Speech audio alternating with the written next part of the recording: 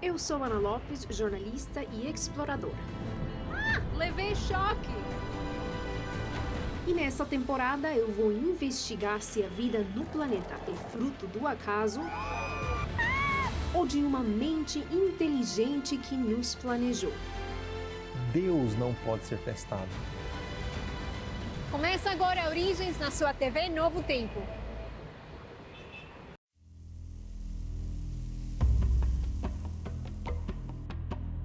Desde os tempos antigos, perguntas de onde viemos ou de como surgiu a vida na Terra são feitas por diferentes sociedades.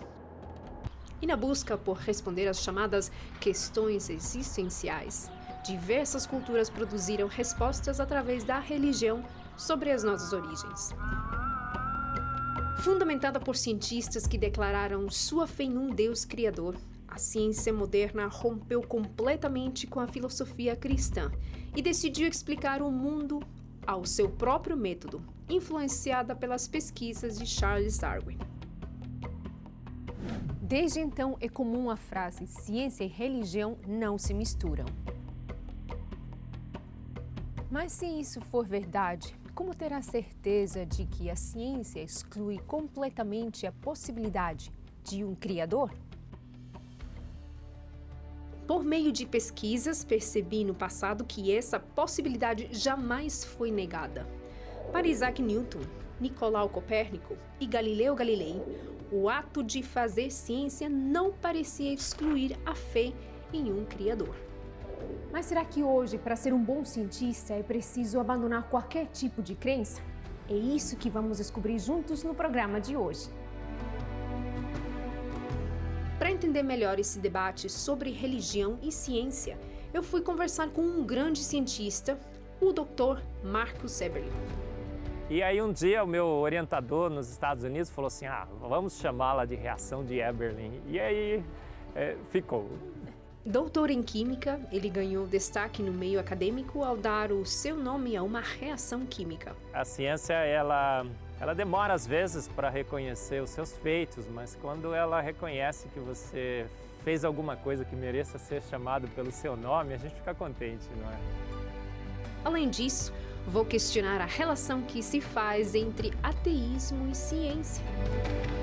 Uma mente humana, ou a mente de Deus, enfim, não teria nenhum poder explicativo. Ela poderia ser usada como um fenômeno social, por exemplo, mas ela não é em si mesmo uma explicação científica válida. E ver como assuntos de grande debate entre criacionistas e evolucionistas são estudados por cientistas cristãos. Muitas são as coisas que eu quero descobrir no programa de hoje. E eu te convido a fazer o mesmo logo depois do intervalo. Em incontáveis culturas é possível observar construções, festas e ritos influenciados por uma busca a algo ou alguém. A crença, ou seja, a convicção por aquilo que se acredita, foi o que conduziu a sociedade até o momento atual. No entanto, durante o surgimento da ciência moderna no século XVII e de ideais filosóficos como o renascentismo e o iluminismo, não mais a busca por respostas deveria ocorrer somente pela fé, mas sim por pensamentos racionais, excluindo qualquer figura divina, tendo apenas como base o que se conhece como materialismo histórico. O materialismo histórico digamos assim, é uma filosofia que diz que todo constituinte do mundo, ele tem que ser material. Quaisquer tentativas de explicar a realidade que não use termos materiais, né, que remetem ao mundo físico, sensível, aos 5 sentidos, por exemplo, não é, digamos, uma explicação fundamental. O materialismo histórico, como uma explicação para fenômenos sociais históricos, seguiu a sua linha, mas ele veio também com uma linha científica, que acabou desembocando no positivismo, que foi também um movimento intelectual um pouquinho ali posterior a Marx, com Auguste Comte. Nesse sentido, o positivismo ele tinha um viés mais científico mesmo. Auguste Comte dizia que a história humana ela poderia ser dividida em 3 grandes fases. A primeira fase da história humana seria uma fase teológica, onde as explicações da história humana, mais as explicações científicas, eram dadas com relação ao relacionamento do homem com Deus. A segunda fase seria uma fase filosófica. E a terceira fase, que também seria um progresso na visão de Comte, seria a fase positiva, onde as explicações científicas reinariam. As explicações puramente materiais reinariam, em termos puramente científicos, sem apelo à agência inteligente, por exemplo. Então, discussão não existe. Na verdade, deixa de lado aquela outra parte, né, de outras filosofias, no caso de Deus, né, dessa relação. Isso é. Simplesmente rejeita. Ele pode até aceitar como um discurso, mas ele não, digamos assim, ele não teria a mesma autoridade de outras explicações que sejam puramente materiais. Mas aí fica um questionamento que eu tenho feito em vários dos lugares que visitei. Se a ciência não leva em consideração a crença, mas somente aquilo que pode ser testado de maneira lógica, como que ainda existem cientistas que defendem a existência de uma mente inteligente por trás da vida? E para falar com um desses cientistas, estou com o Dr. Marcus Eberlin, coordenador do Núcleo de Pesquisas Discovery Mackenzie. Falei direito. Sim, falou sim, Ana. Doutor, muito obrigado por estar aqui com a gente, por participar, aliás, em vários dos episódios dessa temporada. Doutor, como você, como cientista, concilia a questão de religião e ciência? Se é possível realmente conciliar? Ana, eles são, na realidade, inseparáveis. Essas duas áreas são inseparáveis.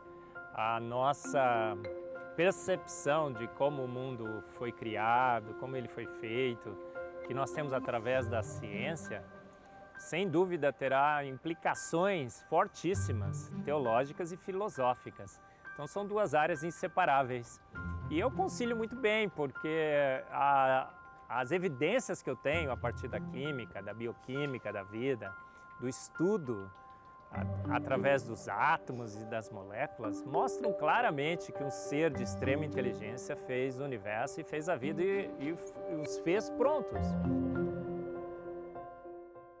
O mais intrigante que é ser um pensamento comum de muitos cientistas.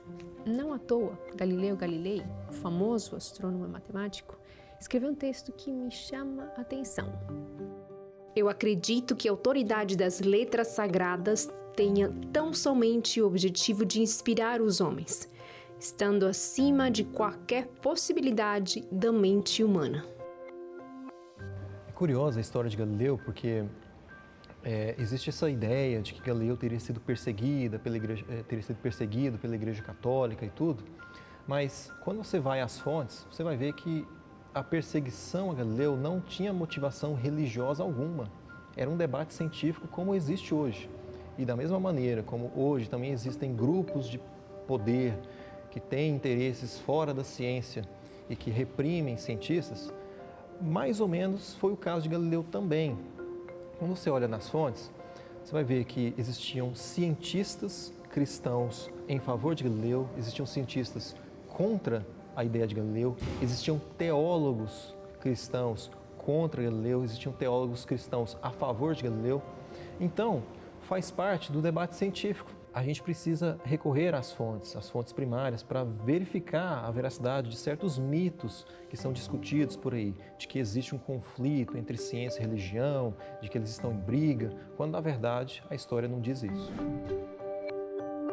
E parece que a fé e o modo de se fazer ciência desses cientistas ecoam ainda hoje, como é o caso do doutor em química Marcus Eberlin. Quantos anos trabalhando já com ciência? São décadas, desde pequenininho, né? Eu já comecei a brincar com aquele jogo Pequeno Químico. Nós todos somos pequenos cientistas, né? A criança, quando nasce, já começa a investigar o mundo ao seu redor. E quando eu entrei na química, isso foi só sendo um pouco mais detalhado, estudando um pouco mais a nível atômico e molecular, e percebendo coisas que a gente já percebe ao nível macroscópico, ainda mais intensamente pela química. Marcos Eberlin é químico brasileiro, cientista, membro da Academia Brasileira de Ciências. Já recebeu a Ordem Nacional do Mérito Científico em 2005 e, em 2016, a Medalha Thomson, principal honraria na área de espectrometria de massas. Além disso, Marcos Eberlin marcou história na ciência, dando seu nome a uma reação química. Como é, então, falando de química, como é que uma reação química ganhou seu nome? No laboratório, um dia, eu estava planejando fazer uma reação de identificação de íons e lembrei de uma reação no laboratório de química orgânica. Falei, nossa, essa reação deve funcionar também na fase gasosa. E fiz essa reação com íons, funcionou super bem, a gente continuou com vários e vários projetos, publicamos um artigo de revisão sobre essa reação. E aí um dia o meu orientador nos Estados Unidos falou assim, vamos chamá-la de reação de Eberlin. E aí ficou. O reconhecimento de um cientista como o Dr. Marcos Eberlin me fez querer pesquisar e conhecer outros cientistas. E entre os ganhadores do Prêmio Nobel, descobri que vários deles declararam qual é a sua crença. Entre eles, William Daniel Phillips, ganhador do Nobel de Física em 1997. Eu acredito em Deus.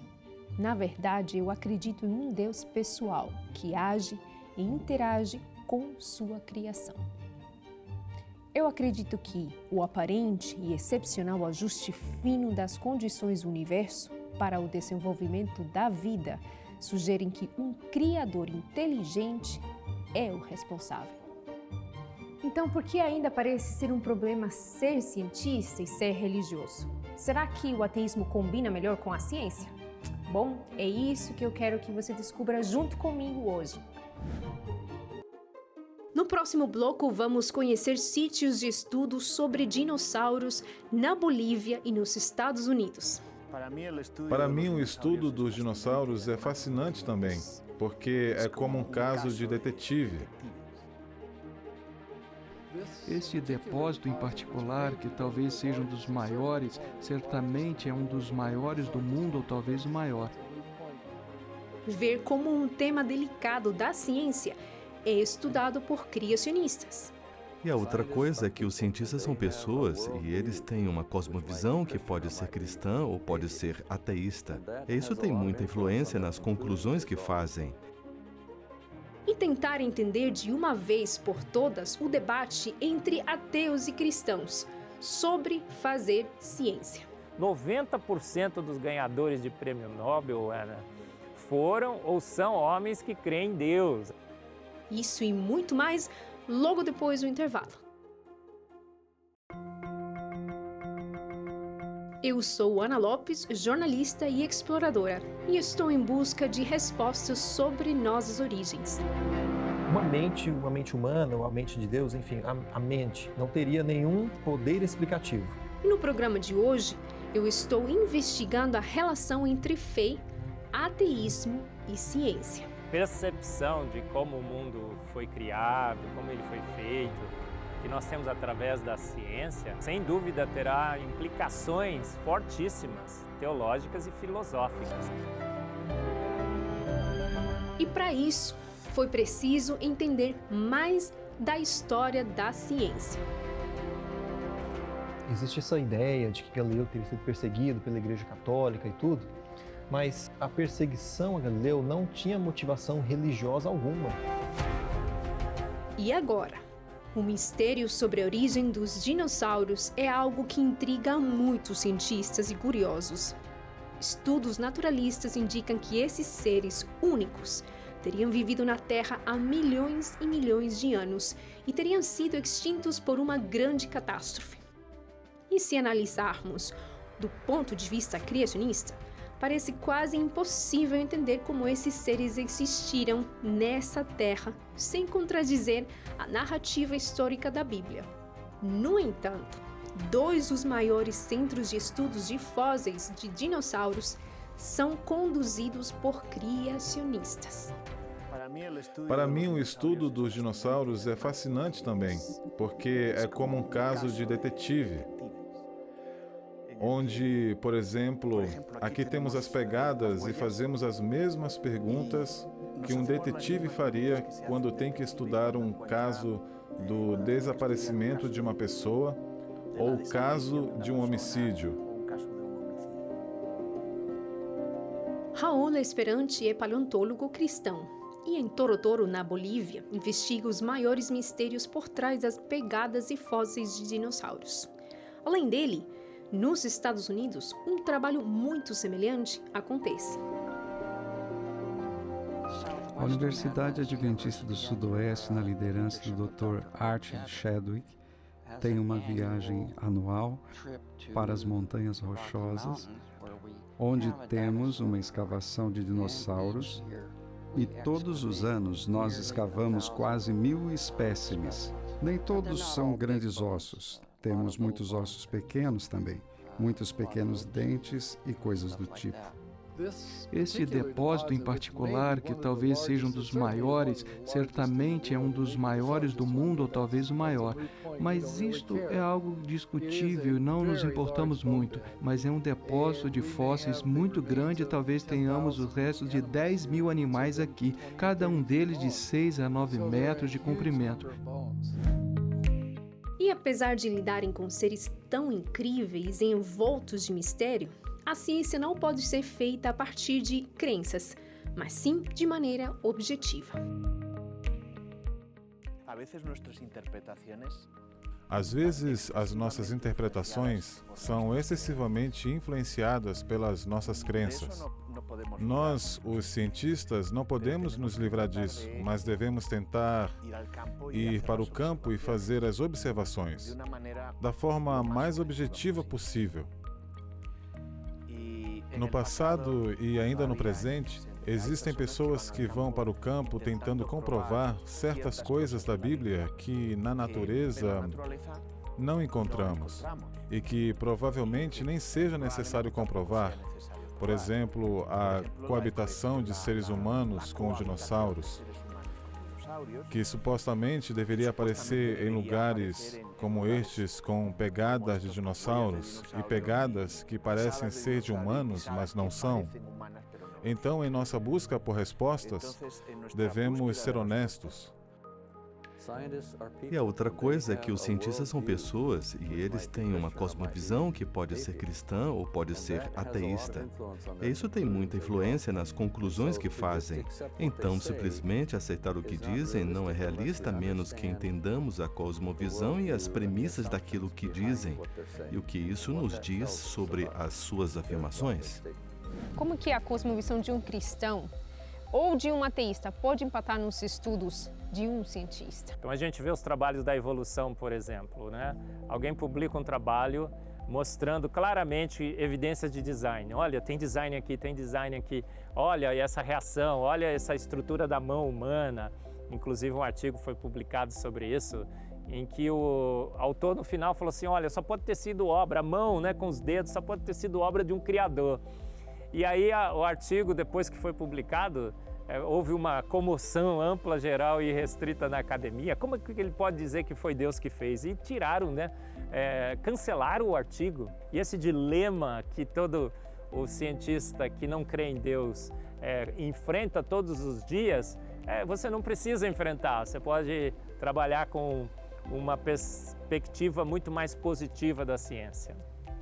O discurso do Dr. Eberlin não surpreende tanto, já que um recente levantamento mostrou que no Brasil, as universidades particulares que lideram o ranking de pesquisas são religiosas. Os pais da ciência eram todos homens que criam em Deus, na sua imensa maioria. Boyle, o pai da química, era um cristão, cria em Deus. Ele, inclusive, investia seus salários na distribuição de Bíblias. Boyle, Pascal, Schrödinger, Planck, Maxwell, os grandes pais da ciência, Ana, homens que criam e muitos cientistas hoje que creem em Deus. Então nós temos grandes cientistas que foram e que são cristãos e que têm feito grandes contribuições para a ciência. 90% dos ganhadores de prêmio Nobel, Ana, foram ou são homens que creem em Deus, apenas 10% de ateus. A gente sempre fica pensando, né? Cientista bom é cientista ateu. Pelo contrário, 90% dos ganhadores de prêmio Nobel, 67% cristãos. Vencedor do Prêmio Templeton em 2019, apelidado também de Nobel da Espiritualidade, o astrônomo brasileiro Marcelo Gleiser disse: o ateísmo é inconsistente com o método científico. O ateísmo é uma crença não crença. Então você nega categoricamente algo contra o qual você não tem provas. E ainda acrescentou: mantenho a mente aberta, porque entendo que o conhecimento humano é limitado. Então, os dois cientistas fazem muitas coisas iguais. Quando olhamos para a ciência, estamos olhando para coisas que avaliamos com os nossos 5 sentidos. Não importa se você tem uma cosmovisão bíblica ou naturalista. Você irá usar seus 5 sentidos quando analisar os dados. Mas a grande diferença nisso seria perguntar: você acha que poderia haver uma intervenção sobrenatural que explica algumas coisas que você encontra nesses dados? E uma pessoa com uma cosmovisão bíblica diria: sim, definitivamente poderia haver uma intervenção sobrenatural. Enquanto que alguém com a cosmovisão naturalista irá desconsiderar completamente o acontecimento de qualquer intervenção sobrenatural. Quanto às origens, tudo é um elemento de fé. A ciência não consegue reproduzir no laboratório as origens do universo, nem mesmo da vida. Até hoje não se criou vida. Então não adianta. Você entra num elemento de fé quanto às origens, embora eu diga que não seja, mas não importa. Filosoficamente, as origens são uma questão de fé. Ou você crê que Deus existe e que Ele é inteligente e criou o universo, ou você crê que a própria matéria tem a potencialidade criadora de Deus. Então você só tem 2 opções. Ou Deus é um ser pessoal inteligente, criador, ou a matéria tem as capacidades criadoras de Deus. Existe o lado especulativo da ciência e que está em conflito com a Bíblia, com absoluta certeza, mas também tem aquele elemento muito significativo que é um denominador comum entre a ciência e a Bíblia, que não estão em conflito e que ajudam tremendamente.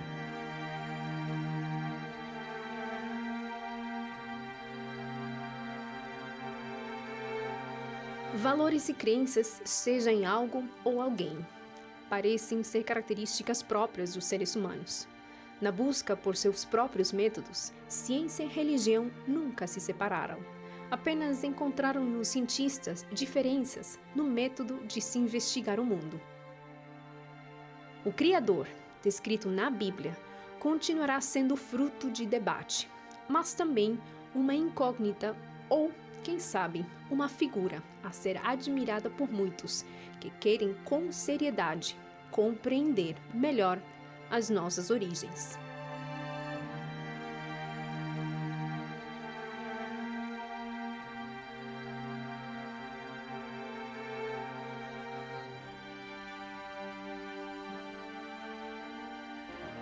Na próxima semana, vamos ver se a Bíblia apresenta coerência nos relatos históricos. Aceitá-la como a palavra inspirada de Deus é um ato de fé, mas negar a historicidade e a precisão dela, aí já fica bem complicado para quem não acredita, né? Como escritos do passado podem ter inspirado descobertas da ciência moderna?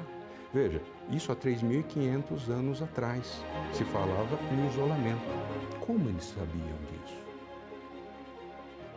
O programa da semana que vem está imperdível.